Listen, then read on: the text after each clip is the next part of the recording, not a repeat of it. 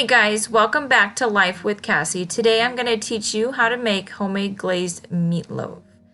So you're going to take 1.5 pounds of ground beef.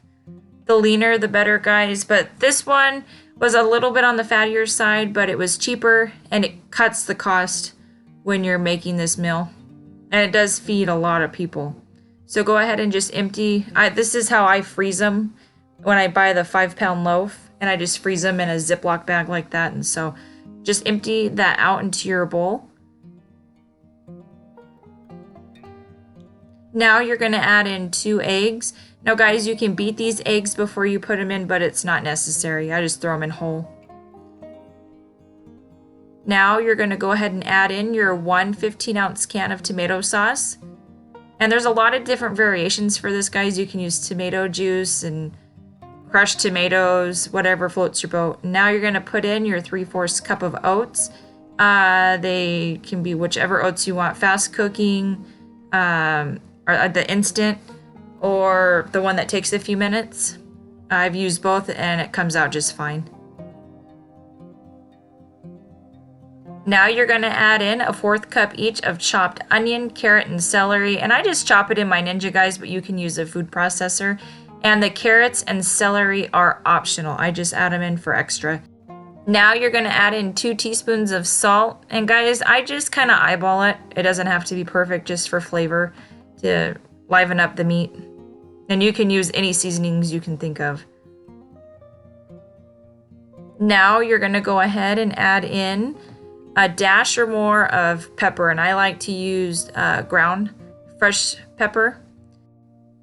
All right, guys, so now is a good time to bring over your cooking pan.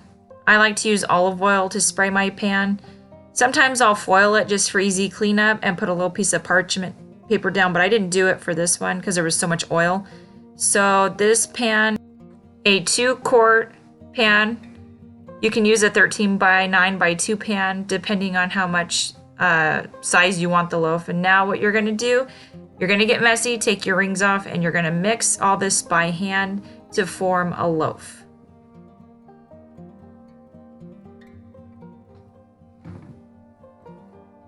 Yeah, sometimes I get a couple of big pieces of onion in there, and you can either take them out, cut them a little finer, but it's really not a big deal.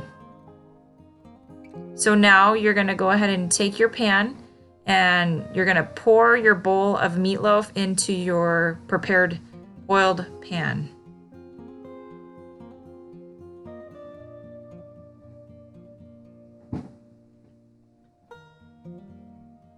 Okay, and now you're just going to smush it together to make a loaf style. And it doesn't have to be perfect, guys. You can even use a bigger pan to make the loaf a little bit longer and thinner. But this way works good for us. And then just kind of like tuck it in under the sides. Make sure it's put together, and that should be about good.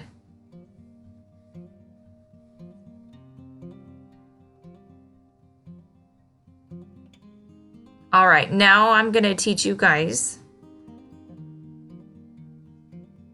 how to make the glaze. Now I cleaned my counters before I started because I didn't want to have any meat mixed in with my glaze. So you're going to take 6 tablespoons of brown sugar.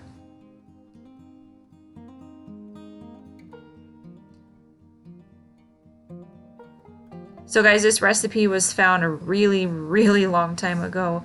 When Jack and I first started dating, there was a cookbook I had, and my mom made meatloaf a long time ago, and his stepmom made meatloaf, and nobody really liked meatloaf. And then I found this glazed one, and we just totally stuck with it. So now you're going to add a 1/2 cup of ketchup. Now guys, I'm using a 1/4 cup in this specific recipe because I was doubling it. So just use a 1/2 cup. And that'll save on doing the double. Now you're going to add in 2 teaspoons of prepared mustard.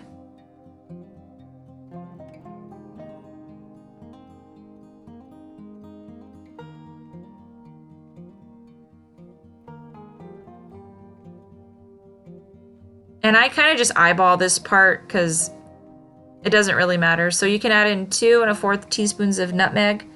and just eyeball it or measure it out, whichever you prefer. But I've been making this for a really long time, so I just was throwing it in there. Now you're going to mix all of this together until it's nice and smooth. Yeah, so anyways, on this meatloaf, it is one that my brother-in-law calls me for all the time for the recipe, and it's one that we like to have leftovers with, and it's just an all-around very good meal.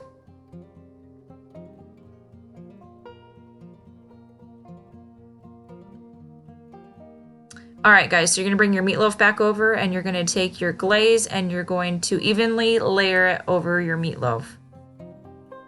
Make sure you guys get most of it out of your bowl and do the sides of your meatloaf to coat it, because as you cut it when it comes out of your oven, you want like the whole meatloaf to be covered in this yummy, gooey, sticky glaze. You will not be disappointed.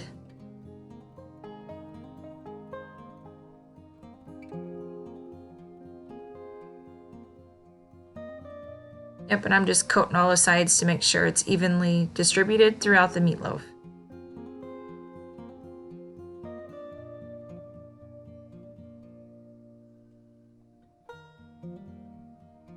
Alright guys, now this is an optional part, but it does bring a lot of flavor to your meatloaf, so I highly suggest if you have any bacon in your house to go ahead and top it with 4 strips of bacon. You can obviously add more or less depending on what you prefer, but it does give it a really good flavor. And I usually do like 4 just because there's 4 of us in the house, so each of us get a strip of bacon with our meatloaf. Because most times, guys, it doesn't make it through each slice. We just end up pulling it off and eating it. All right, so there you go, guys. You don't have to foil top it or anything. You just stick it in a 350-degree oven for 1 hour and 30 minutes or until no longer pink. All right, guys, so the meatloaf came out of the oven. The bacon got a little dark. And guys, I had to drain off fat probably 2 times while cooking this. So if you guys are cooking it, try to use ground beef that is a little leaner and you won't have that problem. And then I had to put some foil in the oven to catch the drips. So what we're doing is we're pairing it with just some zucchini, nothing fancy. I just take my skillet over here and I cut up the zucchini and I put olive oil in there and some seasoning and then wait till it's soft. And then I have a dinner salad right here with ranch and cheese and cucumber and red onion. And then I would like to, I'm starving tonight. So guys, I'm gonna have some of this bread with some butter and that's it. And then some wine, a little bit of wine. And that's dinner right there. All right, guys, follow me on Instagram. I am on Facebook, but Instagram, I post a little bit more over there. And if you guys have enjoyed this video, don't forget to like, subscribe, and share, and I will catch you in the next video. Bye.